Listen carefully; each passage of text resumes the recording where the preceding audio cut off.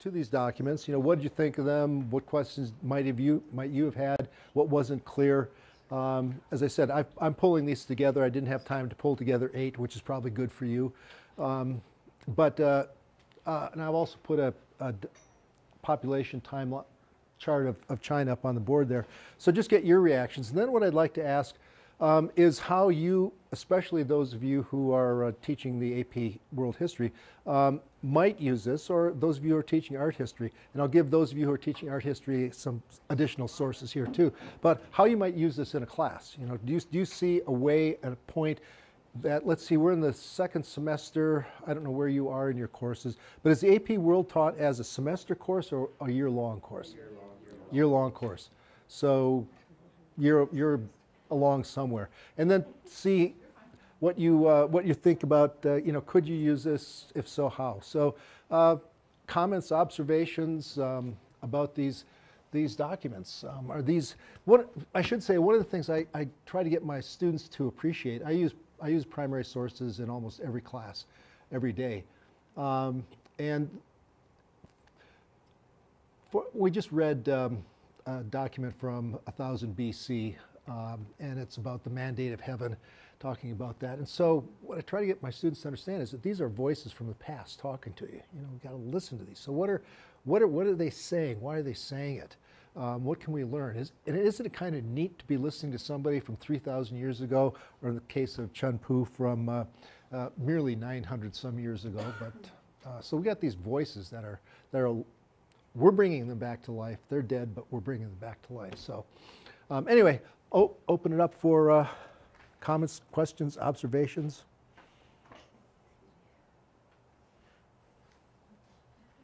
On these? No? Oh, come on. Now, wouldn't you? Okay, I got a couple over here. Is it? So I think it's always good for the students because, you know, they're 15. You always have to remember their age. Yes. They're so young, right? And it's just fun. I think it's great for them to see, to hear voices and to see how, you know, intelligent these people were and how complicated their lives were. Because sometimes these kids... 900 years ago, you mean, the Chun Pu talking about... that, you know, today is everything and we're so much more advanced. And then when they read these things and how complicated and what was going on and what they had to deal with, I think it helps them. Yeah, I don't know about... most colleges and universities, history is, we're experiencing a decline in numbers of majors, people going into business because their parents want them to get jobs and this, that, and the other thing. And so I was kind of struck by the first sentence of this Chun Pu article. All those who engage in business, right? So what can we learn about it from there? So yeah, so intelligent, engaged, observant. Kyle, you had it. I really like that first document and kind of being in that particular time period. I thought it was a great place for students to understand that farmers were really smart, and farmers had systems that they used that were based in experience, but also you could see an element there of science. Yeah. And you know, some of the smartest people that I've met are farmers. They have systems to move things that somebody else might not understand, of sliding something rather than lifting and pushing it somewhere else, or how to make these plants grow over time.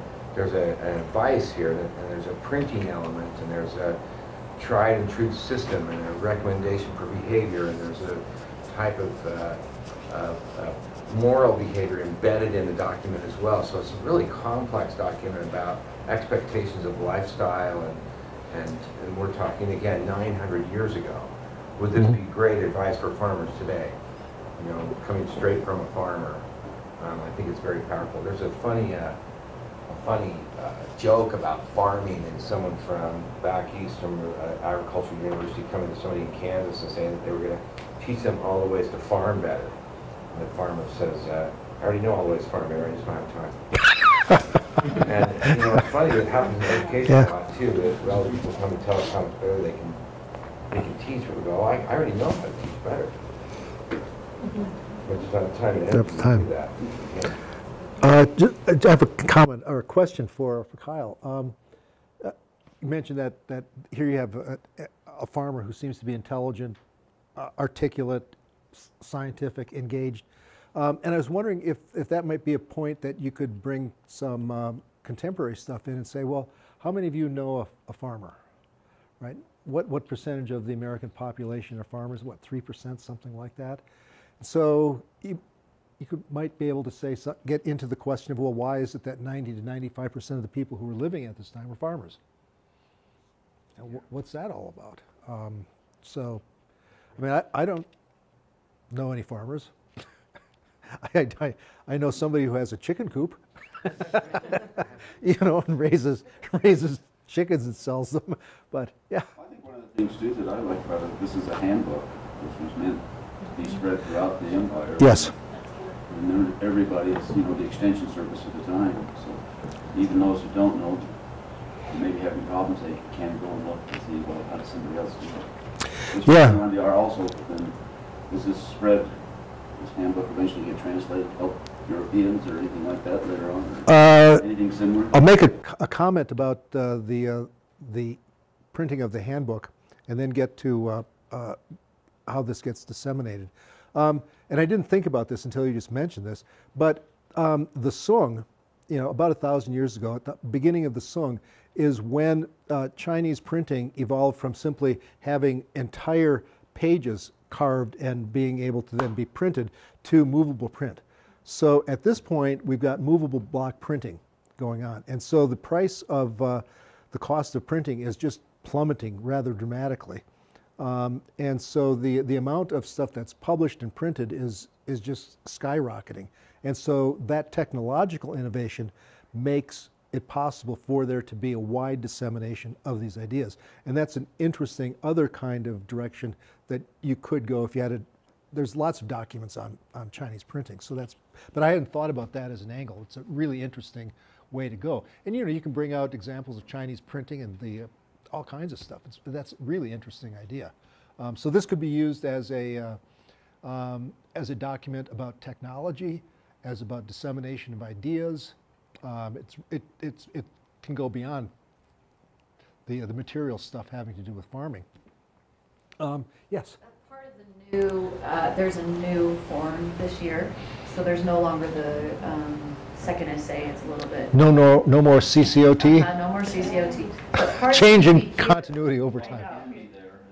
Yeah. One of the choices. Yeah, it's one of the choices, but it has a different structure. And the DBQ is a little bit more complicated, and you have to add contextualization.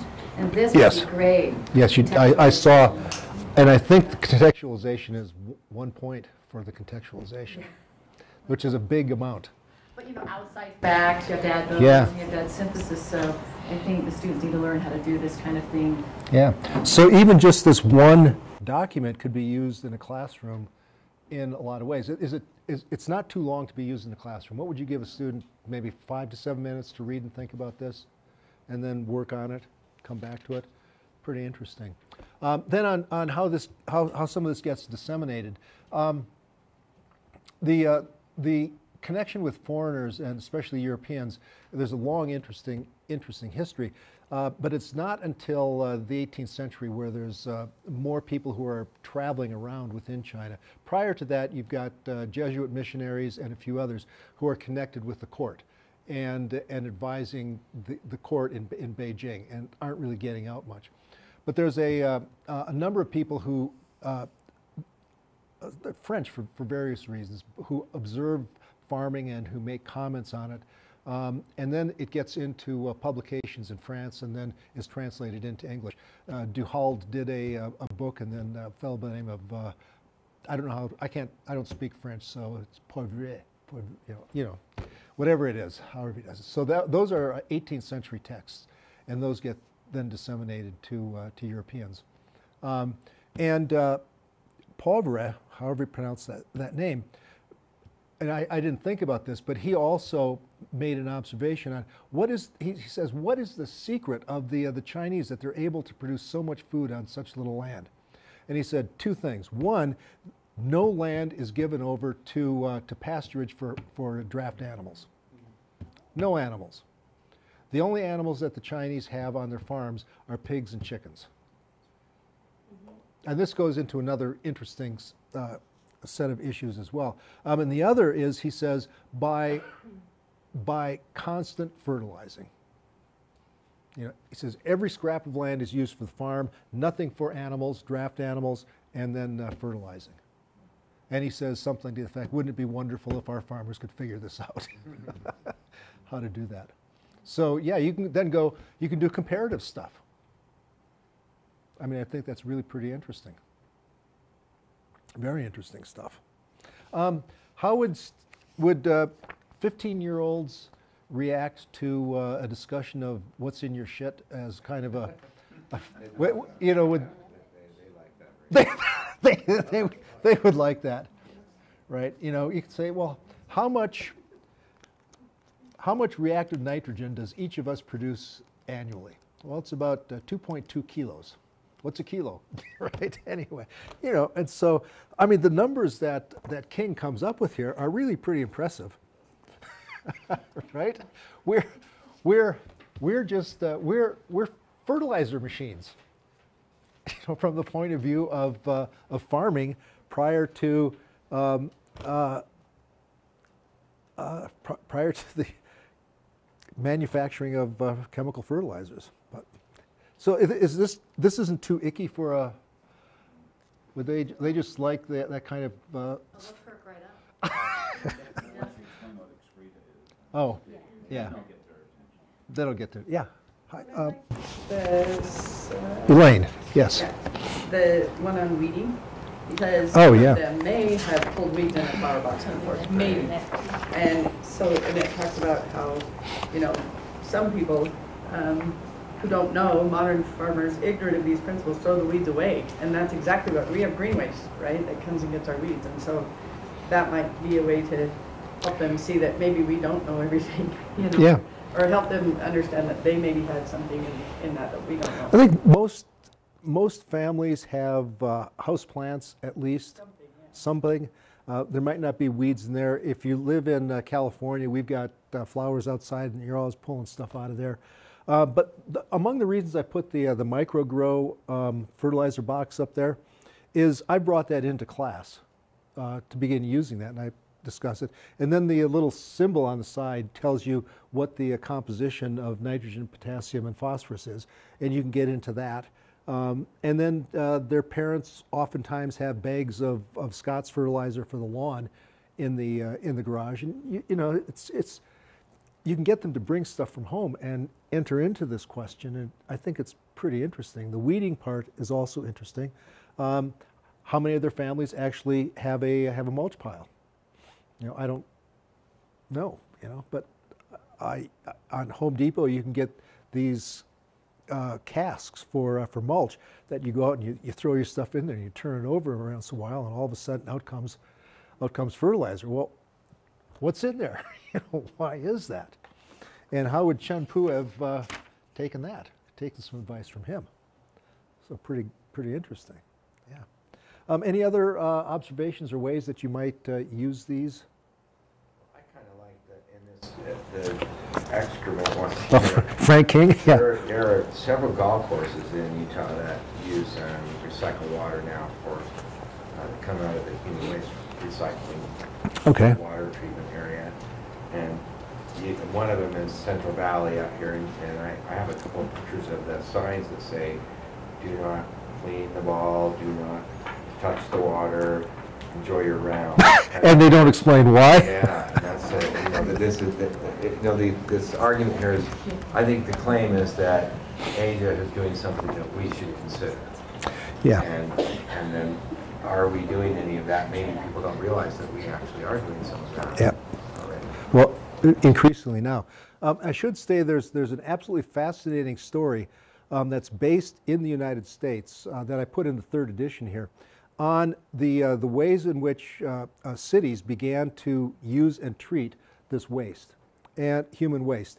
And when I grew up, there was a small town, there was a solid waste disposal, and all the solid waste after being treated was then put out into drying pans and left out there for about a year, and then it was taken in chunks and dug up and sold to farmers, or farmers had it for free and they could take it and send it back. And the city of Milwaukee was what was the first to really have an entire urban solid waste system collecting waste from families' houses that would go into a treatment center that would then take all of those nutrients and recycle them and put them back into farms.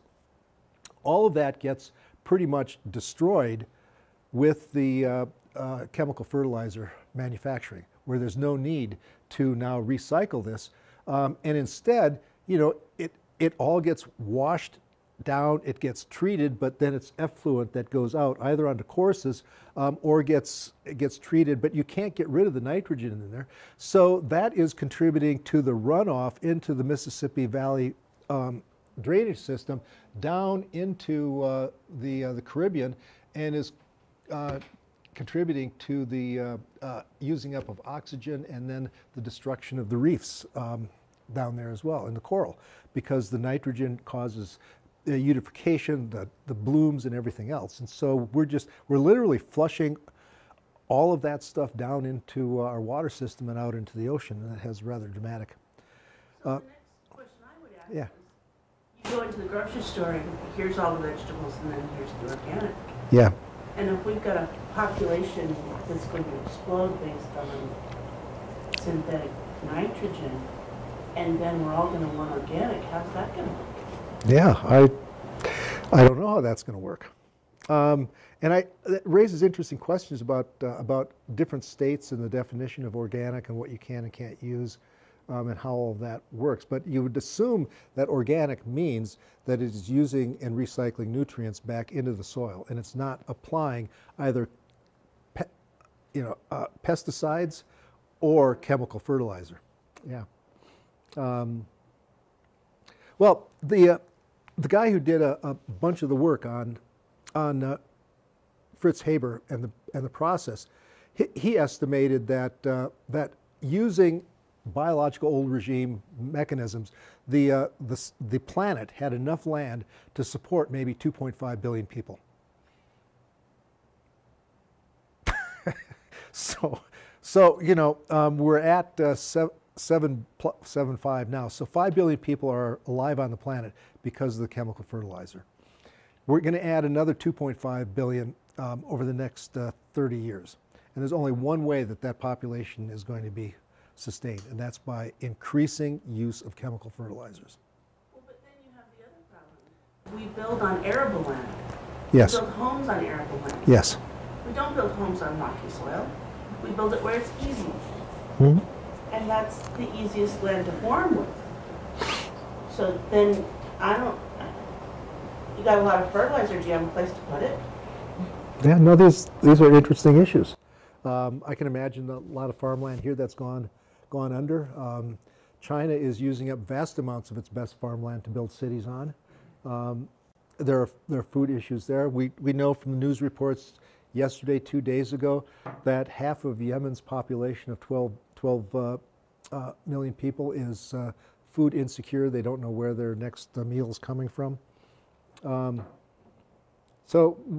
And I think this is another, again, I hadn't thought about this, but this does raise issues of food supply, food security, and how it relates to a lot of issues that we're facing today. And I don't think any of us have the wisdom as to see where those are going, except, you know, to say, I don't see any option but to continue use of chemical fertilizers to feed the people who are here and who are coming in the next 30 years. And that has then these environmental consequences, right? Mm-hmm. I mean, huge to think about it. No, I think your so what question is so great with this particular set and the original document there. And even if you want to be more of an apocalyptic, that's a fun so what for sure. But maybe a more positive one is, what industries do you think would be good ones to get into as you're going into college? Water management systems. Water. Critical, right? There's just no question that would be a terrific way to guarantee yourself an occupation. Yeah. You know, or, so you can, or city planning. City planning. Go visit your solid waste treatment plant. Right. Get an internship there. Find out when you flush, where does it all go? Yeah. You know. Good field trip. Yeah. Yep.